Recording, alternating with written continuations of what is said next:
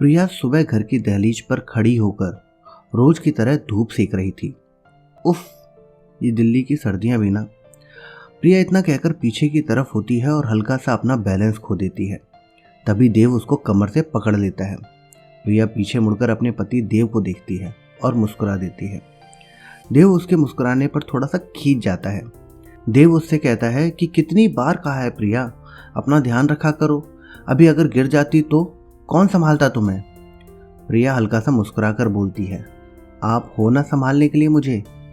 देव प्रिया की कमर से हाथ हटाकर बोलता है, लेकिन मैं पूरे दिन घर पर नहीं होता ना, अगर मैं घर पर ना हूँ और तुम्हें कुछ हो जाए तो।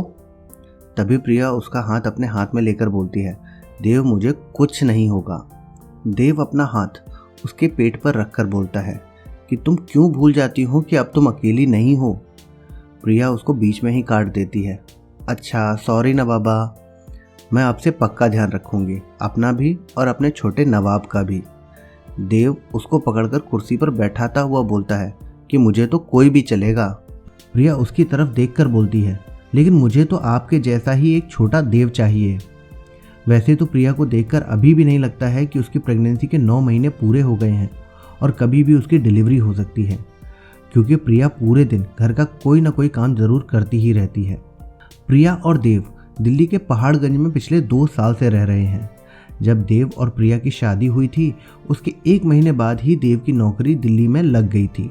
इसीलिए देव और प्रिया अपना सारा सामान ग्वालियर से पैक करके इस नए शहर में 2 मुसाफिरों की तरह रहने आए थे।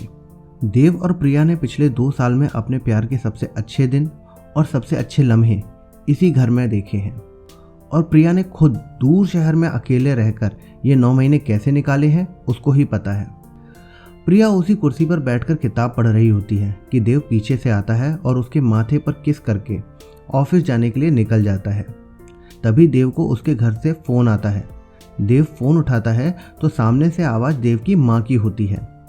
देव के घर में देव को मिलाकर 2 लोग और हैं, देव, उसका बड़ा भाई जय और उसकी माँ। देव के ग्वालियर से दिल्ली आने के पीछे का एक सबसे बड़ा कारण उसका अपने भाई से ना बनना भी था, लेकिन उसकी माँ ने कभी भी देव को सपोर्ट नहीं किया, हमेशा ही अपने बड़े बेटे जय की सुनी। इसलिए आज देव अपने परिवार से दूर अपनी बीवी के साथ अनजान शहर में मुसाफिरों की तरह रहता है, जिसका कोई पुराना ठिकाना नहीं है। लेकिन आज करीब 2 साल के बाद जब देव अपनी माँ की आवाज़ सुनता है तो अपने आंसू नहीं रोक पाता है। वहीं बैठी प्रिया जब देव को रोता देखती है तो झट से उठकर देव के कंधे को सहलाने लगती है। देव अपने आंसुओं को रोककर दबी सी आवाज़ में जवाब देता है, हाँ माँ। सामने माँ की हल्की सी सिसकने की आवाज़ आती है, मानो माँ और बेटे एक जैसा ही महसूस कर रहे हैं। माँ फिर से बोलती है, बेटा, छोटी बहू को 9 महीने हो गए, अपनी माँ को बताना तक जरूरी नहीं समझा क्या। देव अपनी माँ की नाराज़गी समझते हुए कुछ नहीं बोलता है। माँ फिर से उस खामोशी को तोड़ते हुए पूछती है, बेटा, अब क्या तेरी माँ को दूसरे लोगों से अपने पोते पोती के जन्म के बारे में सुनना होगा? यही दिन देखने के लिए रह गए हैं क्या मुझे? देव अपनी दबी सी आवाज़ को साफ करके माँ को जवाब देता है, माँ ऐसी बात नहीं है, वो घर से दूर थे इसलिए। माँ उसको इसी बात पर काटते हुए पूछती है, बेटा, घर से ही तो दूर हुए थे, अपनों से दूर कब हो गए? इतना सुनकर देव के पास कोई जवाब नहीं होता है। माँ सामने से खुद बोलती है, अच्छा, मैं आज की फ़्लाइट से दिल्ली आ रही हूँ, तू बस अपने घर का पता इसी नंबर पर मैसेज कर दे। अब अगर तू अपनी माँ को नहीं बुलाना चाहता तो क्या हुआ, मेरा पोता तो मुझे बुलाना चाहता है ना, मैं उसके लिए ही आ रही हूँ। देव माँ को जवाब देता है, अच्छा, मैं आपको यहाँ का पता भेजता हूँ। इतना बोलकर जैसे ही देव फ़ोन रखता है, देव प्रिया की तरफ मुड़कर उसको ज़ोर से गले लगा लेता है। प्रिया देव को हल्के हल्के सहलाने लगती है। प्रिया उसको कान में बोलती है, देखा, हमारा बच्चा कितना लकी है, अभी तक दुनिया में आया भी नहीं और अपने पापा को अपनी दादी से मिलवा दिया। देव अपने आंसू पोंछते हुए बोलता है, अगर लड़का नहीं हुआ तो? प्रिया उसके मुंह पर हाथ रख देती है और कहती है, लड़का नहीं भी हुआ तो दोबारा कोशिश कर लेंगे। देव ये सुनकर एकदम से हंस पड़ता है। प्रिया कहती है, बस बस, यही तो मुस्कान चाहिए मुझे तुम्हारी। दिल्ली की सुबह और शाम की सर्दियाँ हमेशा मीठी मीठी सी होती हैं।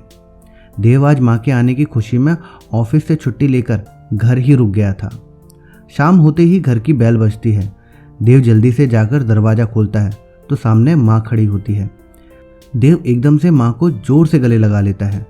पीछे पीछे प्रिया आकर माँ के पैर छूने के लिए पल्लू सर पर लेकर आगे बढ़ती है तो माँ पहले ही प्रिया को रोक लेती है और कहती है, नहीं नहीं बेटी, बेटियों की जगह पैरों में नहीं दिल में होती है, और यह कहकर उसको गले लगा लेती है। देव यह देखकर पीछे खड़ा हल्का हल्का मुस्कुरा देता है। तभी एकदम से प्रिया को लेबर पेन चालू हो जाता है। प्रिया एकदम से दर्द से कराहने लगती है। देव पास में आकर उसको पकड़ता है। मम्मी देव को बोलकर उसे रूम में लेटाने को बोलती हैं। देव जल्दी से प्रिया को सहारा देकर रूम में ले जाता है और मम्मी से बोलता है कि माँ, डिलीवरी को तो अभी 2 हफ्ते हैं। बेटा, भगवान की इच्छा है कि बच्चा आज दुनिया में आए तो उसे कोई नहीं रोक सकता। तू किचन में जाकर पानी गर्म कर, मैं बहू के साथ रूम में उसकी मदद करती हूँ। देव जल्दी से जाकर किचन में पानी गर्म करने को चढ़ा देता है और फिर मम्मी को दे आता है, जिसके बाद बस रूम के बाहर खड़ा होकर सर्दी में कपकपा रहा होता है। थोड़ी ही देर में उसको रूम से प्रिया की चिल्लाने की आवाज़ कम और बच्चे की आवाज़ ज़्यादा आने लगती है। देव अंदर जाता है तो माँ बच्चे को हाथ में लेकर खड़ी होती है और देव से बोलती है कि देख, छोटा देव आया है। वहाँ से प्रिया मुस्कुराकर बोलती है कि देखो, कहा था ना मैंने कि छोटा नवाब ही होगा। तो दोस्तों, ज़िंदगी में बहुत सारी बातें होती हैं।